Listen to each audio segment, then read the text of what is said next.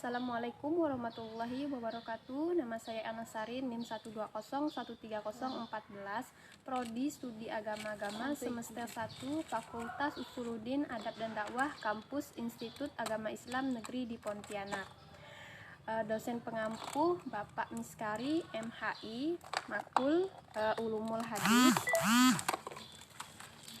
Nah, di sini saya akan menjawab pertanyaan-pertanyaan yang sudah dibuat oleh Bapak Miskari. Bismillahirrahmanirrahim. Pengertian yang pertama yaitu pengertian hadis dhaif. Hadis dhaif merupakan hadis yang memiliki kriteria tidak memenuhi salah satu dari kriteria hadis sahih maupun hadis hasan. Nah, hadis dhaif ini terjadi karena tidak terpenuhnya salah satu unsur-unsur di antaranya. Yang pertama, sanadnya terputus, perawinya tidak adil, periwayatannya tidak dabit, mengandung syadz dan mengandung ilah. Hadis dhaif ada dua tingkatan. Yang pertama adalah dhaif yang sangat lemah, dan yang kedua adalah dhaif yang tidak terlalu lemah. Nah, di dalam tingkatan ini terdapat dua macam keadaan yang menyebabkan hadis itu menjadi lemah.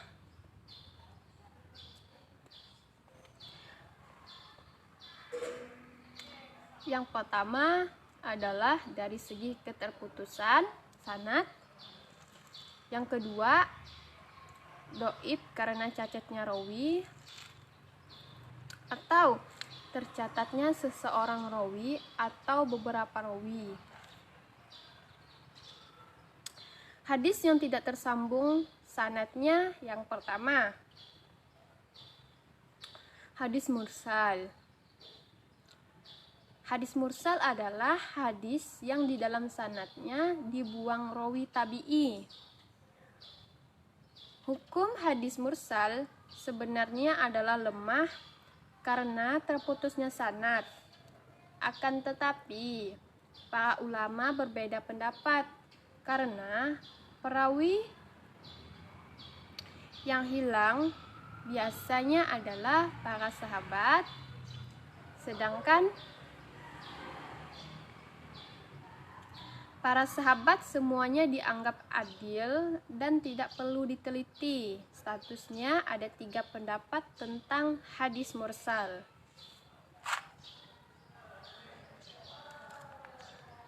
Yang pertama diterima sebagai hujah dengan syarat tabi'innya adalah seorang yang sikoh.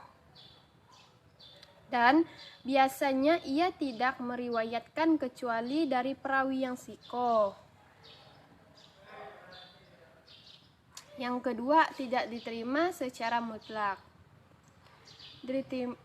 Diterima dengan 4 syarat pendapat Imam Syafi'i dan diikuti ulama lain.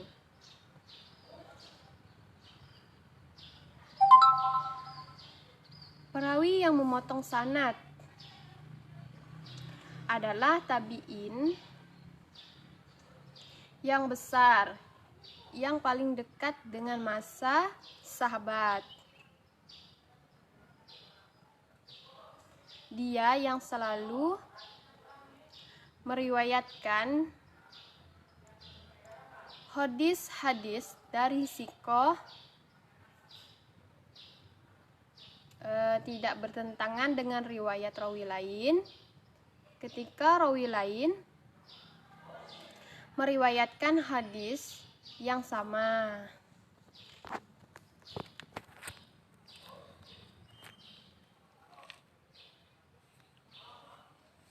Nah, hadis tersebut bersambung dalam sanad yang lain atau mursal dengan rawi yang lain atau sesuai dengan perkataan seorang sahabat ataupun fatwa para ulama.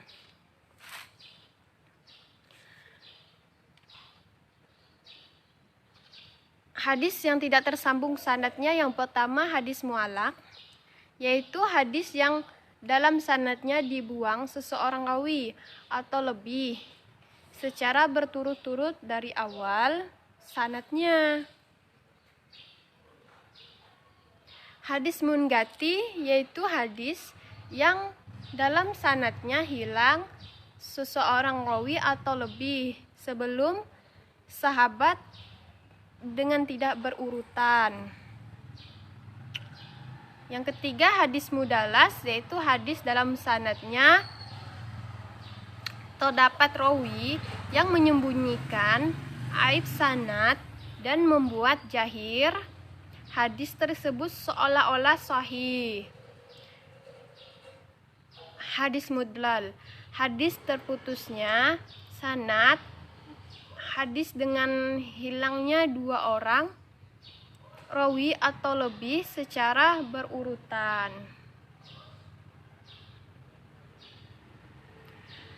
Nah, hadis dhaif yang tidak adil perawinya. Hadis mursal, hadis mudalas, hadis mudal, hadis mungati, dan hadis mu'allaq. Nah, di sini saya tidak menyebut pengertiannya karena tadi saya sudah menyebutkannya.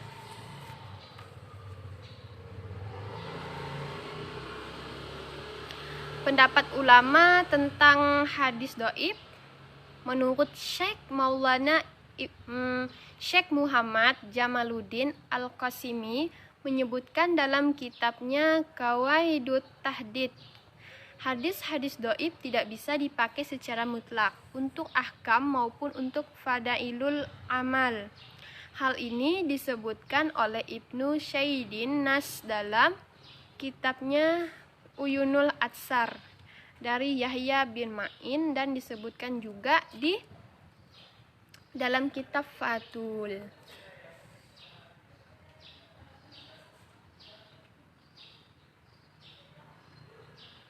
Fathul Mughith.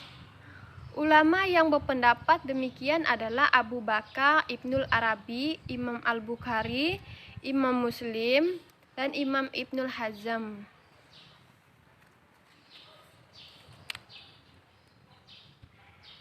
Menurut Syekh Muhammad Nasiruddin Al-Albani rahimahullah, ahli hadis zaman sekarang ini, ia berpendapat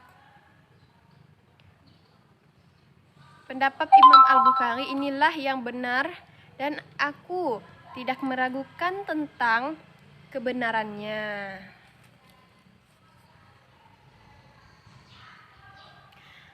Hadis dhaif menurut para ulama, hadis dhaif tidak boleh diamalkan karena yang pertama, hadis dhaif hanyalah mendatangkan sangkaan yang sangat lemah. Orang mengamalkan sesuatu dengan prasangka bukan sesuatu yang pasti diyakini.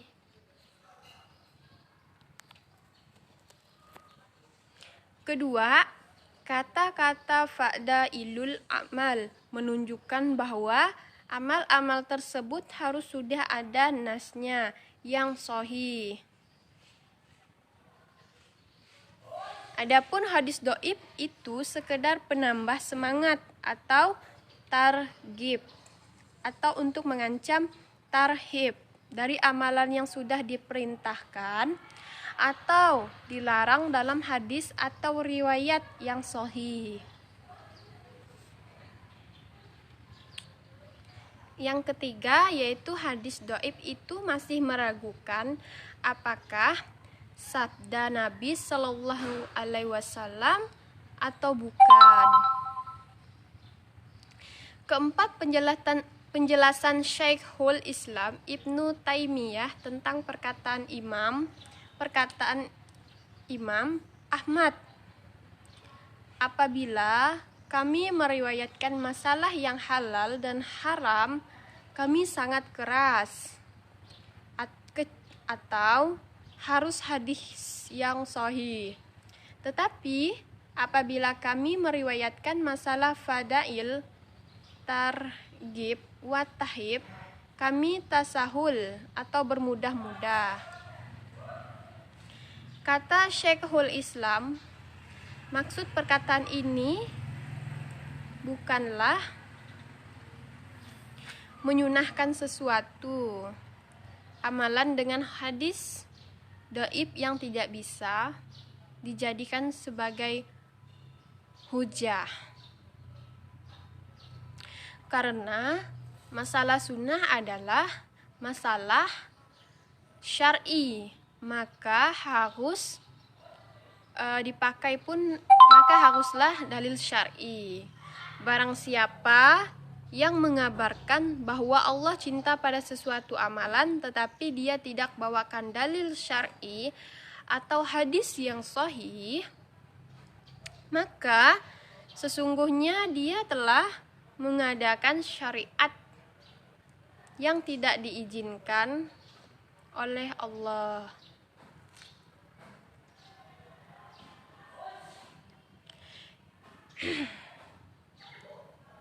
Sebagaimana dia menetapkan hukum wajib dan haram. Pendapat yang pertama adalah pendapat menurut Imam Bukhari Muslim. Yahya bin Ma'in mengatakan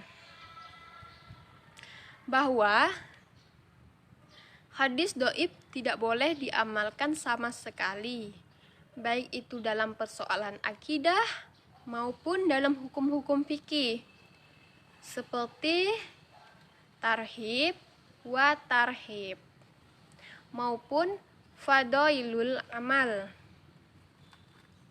Sedangkan pendapat kedua menurut kebanyakan ahli fikih seperti Imam Abu Hanifah, Imam Syafi'i, Imam Malik, Imam Ahmad, mereka memperbolehkan mengamalkan dan memakai hadis dhaif secara mutlak.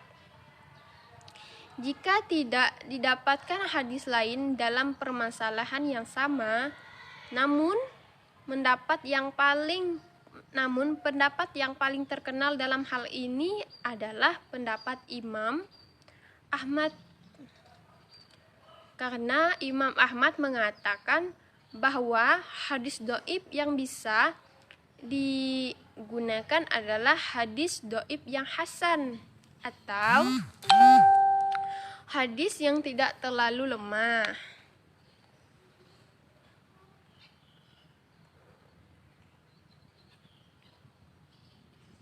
Pendapat ketiga yaitu sebagian ulama memperbolehkan untuk mengamalkan serta memakai hadis dhaif dengan catatan yang pertama,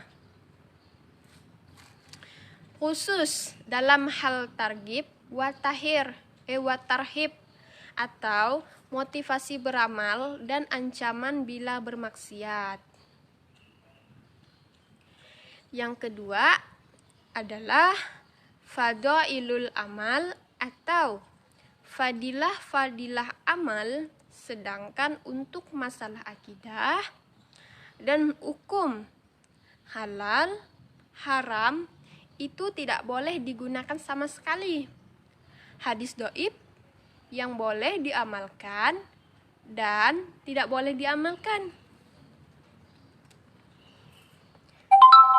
Untuk persyaratan hadis dhaif yang bisa digunakan untuk fadailul amal, yang pertama adalah kelemahan hadis itu tidak seberapa. Yang kedua, apa yang tidak disampaikan dalam hadis itu terdapat di dalam dasar lain yang bisa dipegangi. Maksudnya, dasar hadis dhaif itu tidak bisa berlawanan dengan dasar hukum yang sudah dibenarkan. Yang ketiga, ketika kita menggunakan hadis itu, jangan diyakini kalau itu dari orang-orang yang baru saja belajar hadis. Tetapi hadis doib itu hanya dipergunakan sebagai ganti daripada memegangi pendapat orang atau ra'yu seseorang. Nah, kita lebih baik berpegang pada hadis meskipun tingkatannya doib.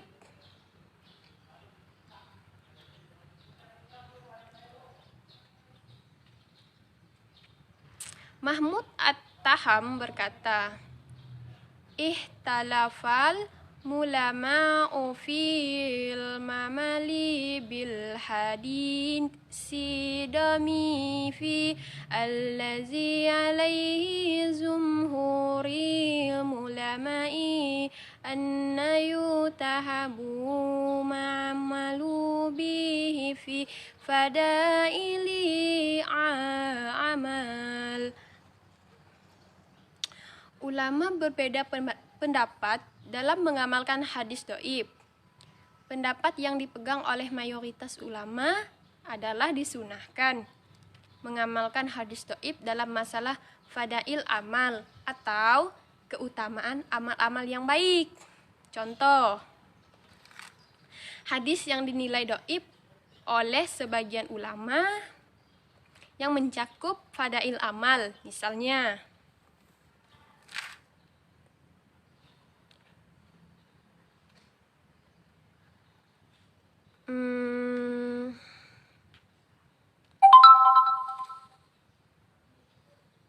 barang siapa membaca Al-Quran, kemudian dia menghafalnya dan menghalalkan apa yang dihalalkan oleh Al-Quran, serta mengharamkan apa yang diharamkan oleh Al-Quran.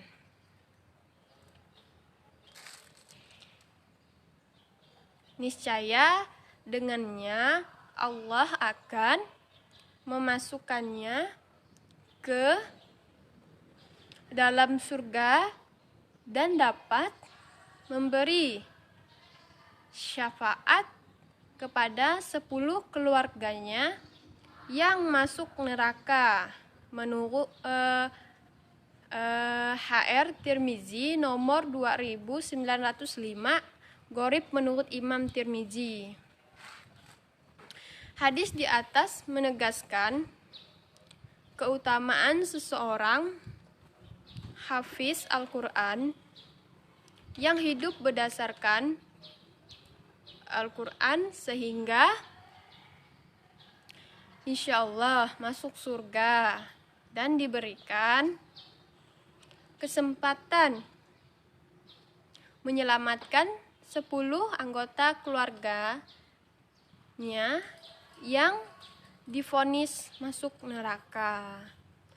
Walaupun hadisnya lemah, tetapi menjadi hafiz Al-Quran adalah suatu hal yang baik dan ditopang oleh hadis-hadis sahih maupun hasan lainnya. Sehingga boleh saja mengutip hadis ini untuk menyemangati seseorang menjadi penghafal Al-Quran. Menurut Abdullah Nasih. Sekian dari jawaban dari saya. Terima kasih yang sudah menonton video ini. Semoga bermanfaat. Wassalamualaikum warahmatullahi wabarakatuh.